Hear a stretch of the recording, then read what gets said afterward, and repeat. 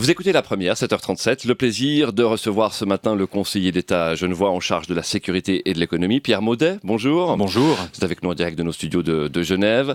Avec vous, on va parler de prison. Vous savez que c'est notre thème de la semaine, penser la prison. Et puis, l'actualité pose évidemment pas mal de questions sur le milieu carcéral en Suisse. Mais enfin, tout d'abord, l'actualité, ce sont ces chiffres de la criminalité publiés hier. Des chiffres en baisse en Suisse, moins 6%. En baisse à Genève de manière encore plus forte, moins 11% d'infractions en 2013. Est-ce que selon vous, 2013, c'est une année particulière à Genève, Pierre Maudet ?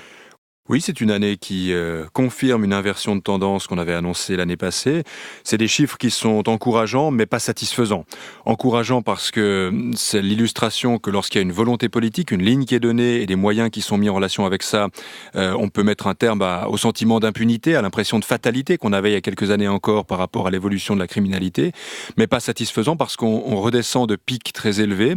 On a encore des foyers de criminalité forts qui se sont développés ces dernières années, et puis on voit les nouveaux dangers, les nouveaux risques qui arrivent, donc il faut surtout pas baisser la garde.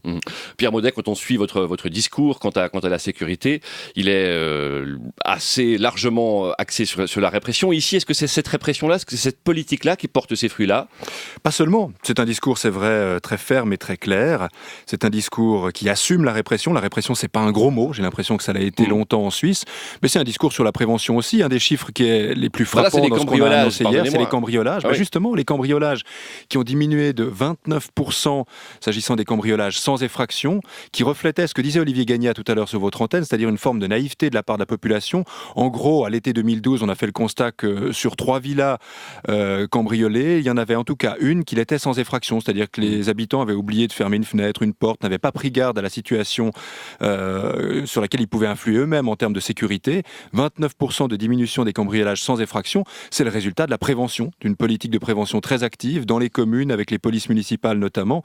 Et donc je veux montrer ici qu'il n'y a pas que la répression, mais il y a une palette d'instruments qu'on utilise, comme il y a une palette d'acteurs qu'on a activés ces derniers mois, les polices municipales, les gardes frontières, la collaboration avec nos voisins français. C'est un cocktail de mesures qui permet d'atteindre ces résultats réjouissants. La Fédération suisse des fonctionnaires de police parle de Genève tout de même comme une des régions qui reste les plus préoccupantes de Suisse. Vous l'avez reconnu vous-même au début de cet entretien. Au même titre d'ailleurs que d'autres villes comme Lausanne et Berne. Situation qui reste chaude. Quelles sont les nouvelles mesures à prendre alors sur cette année pour peut-être faire encore baisser cette criminalité ?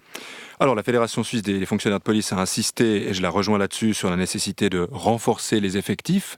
On parlait de naïveté tout à l'heure, il y a une certaine naïveté à croire que dans un pays d'un peu plus de 8 millions d'habitants, avec 17 000 policiers, on va continuer de pouvoir lutter efficacement contre la sécurité sans renforcer nos moyens. Les moyens carcéraux, on en parlera sans doute tout à l'heure, qui sont nécessaires. Et puis il y a une exigence aujourd'hui qui se fait chaque jour davantage ressentir, c'est celle d'un meilleur travail, mieux coordonné au niveau national. C'est une meilleure planification entre cantons, une capacité d'échanger également des policiers, de développer ce qu'on appelle les concordats, de lutter à l'échelle de la criminalité qui s'affranchit des frontières, elle s'affranchit des frontières cantonales, des frontières nationales. Donc c'est une capacité aujourd'hui de sortir de notre cadre habituel pour amener des réponses beaucoup plus musclées et beaucoup plus proportionnées à une échelle peut-être un peu différente. C'est l'enjeu en tout cas pour 2014 et je crois que c'est partagé par mes collègues des autres cantons.